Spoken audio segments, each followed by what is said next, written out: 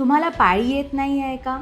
पाळी वेळेवर आली तरी रक्तस्राव जास्त होत आहे का? का लग्नाला 3-4 वर्ष झाली आहेत तरी मूलबाळ नाही होत आहे का? तर कदाचित तुम्हाला PCODचा त्रास असू शकतो.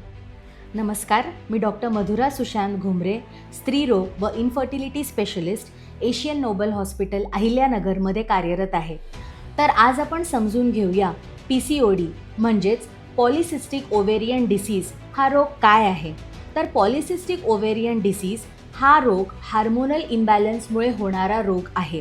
सध्याची जी बैठी जीवनशैली आहे, ज्याच्यात आपण वारंवार बसून राहतो, व्यायाम करत नाही, बाहेरचं जेवतो, खूप पार्टीज करतो, ह्याच्यामुळे आपल्याला हॉर्मोनल इम्बॅलन्स होतो, ज्यामुळे स्त्रीच्या शरीरात काही बदल होतात.